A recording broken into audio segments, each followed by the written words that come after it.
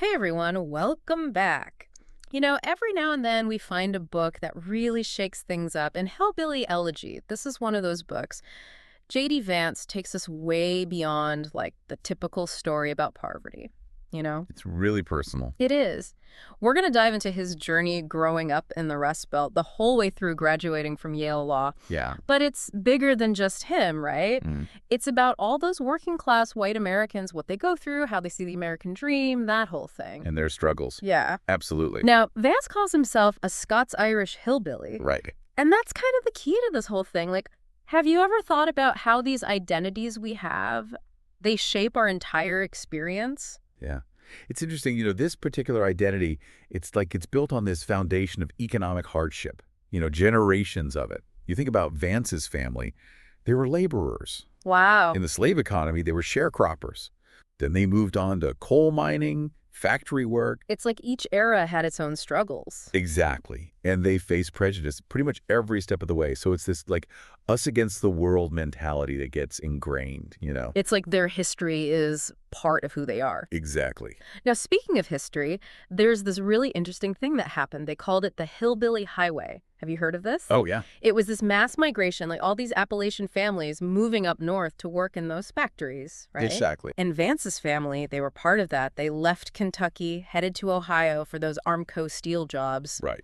Huge shift. Can you imagine just picking up and leaving everything you know for something totally new? It's incredible.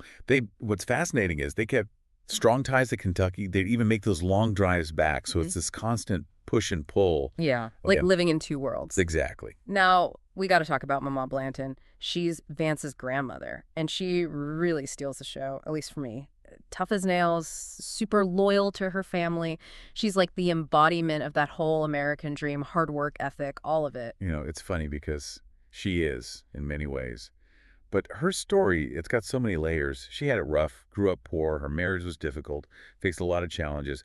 But man, her resilience. And you can tell she wanted better for her family, especially JD. She really pushed him. Wow. She sounds like a real force.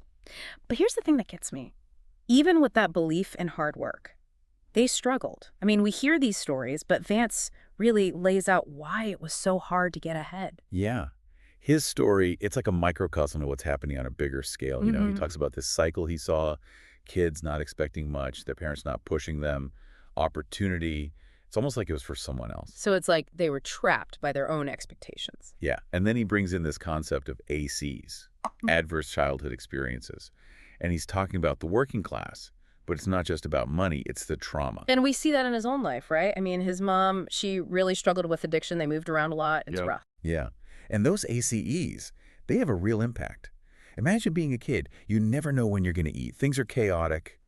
It's hard to focus on school, on a future, when you're just trying to get through today. It's like your environment is working against you. And that's the reality for a lot of kids. Yeah. It makes you think about what kind of support, what these communities really need. It's easy to get stuck on those problems, those big issues.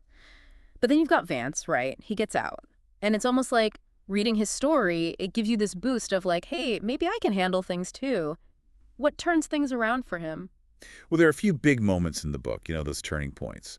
One that really sticks out is when he moves in with Mama. His mom's going through it. It's just too much. He finds that stability at Mama's that he needed, that consistency. She's that rock for him. She helps him get back on track. Totally. And she's got that love, that unwavering support. But she also instills this work ethic in him, makes him believe in himself. It's amazing how much of a difference a stable environment can make. It's like she gave him that foundation to rebuild. And you see it, his grades get better. He starts to see a future beyond all that chaos from before. Yeah. It shows you how powerful that support can be. Yeah. But Mama wasn't the only one. We've got to talk about his time in the Marines. That was a game changer. Oh, yeah. From chaos to, like, the ultimate system, right? Structure, discipline, teamwork, all of it. Exactly. Total culture shock.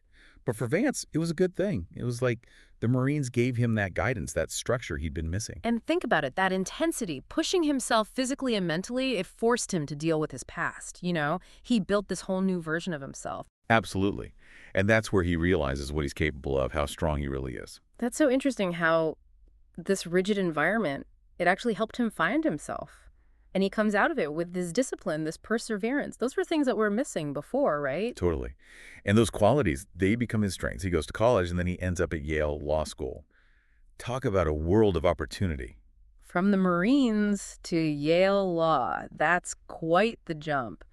Did he ever talk about what it felt like to be there? I mean, did he feel like an outsider? Oh, absolutely. That clash of cultures, that's a huge theme in the book. He's a hillbilly at heart, and Yeah. now he's in this elite world trying to figure it all out. Like, what does it even mean to succeed? Not just money, but the whole cultural thing. He's trying to make sense of it all, where he fits in. Yeah, so many people know that feeling, stuck between two worlds. Exactly. And that's when he starts to see these obstacles, these systemic things that make it hard for people to climb that ladder, especially if you come from a working class background. That's where he brings up social capital. Have you ever thought about that? Yeah. It's not just what you know, it's who you know, right? Oh, totally. It's like having the right connections can open doors that would stay closed otherwise. And he realizes that's what he didn't have. At Yale, his classmates, they had these incredible advantages, the networks, mentorships, things he didn't even know existed. It's like they were playing a different game, different rules, and he was just trying to figure out how to get on the field. That's the tough reality. And it's why he's calling for us to look at this. How do we make things more fair? How do we create real social mobility?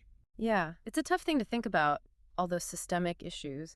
But Vance doesn't just point fingers. He actually digs into potential solutions.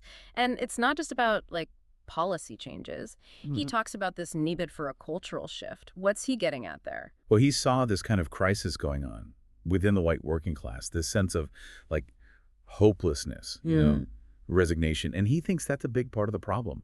They've lost faith in those institutions that used to provide stability, like churches, unions, even families. Like the whole foundation of their community was crumbling. Exactly. And he argues, that decline, it's not just cultural, it's economic too. When hope disappears, people stop investing in themselves and their communities. It's like a self-fulfilling prophecy. You lose hope, you make choices that keep you stuck. Exactly. And it becomes this vicious cycle.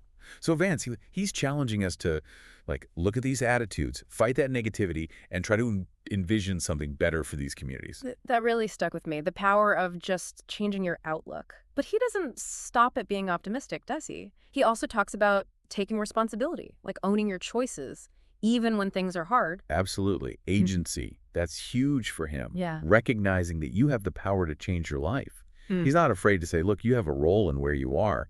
It's about seeing that, okay, systems can hold you back, but you can still make choices to move forward. That ownership piece, it's powerful, right? It's like saying, I'm not just along for the ride, I'm driving. Yeah. Did he give us any actual steps to make that happen? For ourselves, for our communities?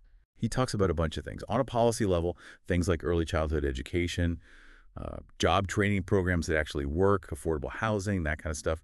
And then there's that community aspect, making sure people feel supported. But he also talks about us, challenging our own biases, being willing to listen, to understand people who are different from us. So it's both, right? Top-down and bottom-up change. We all have a part to play. What stood out to you most about his ideas? He's not afraid to be controversial, especially when it comes to social programs. He's like, let's rethink this whole thing. He wants to move away from systems that create dependency. He wants to empower people to be self-sufficient. He also talks about how we view the working class. All those stereotypes, they're lazy, all that. He wants us to see their hard work, their resilience. So it's a shift in perspective for everyone. It sounds like Hillbilly Elegy. It's not just a memoir.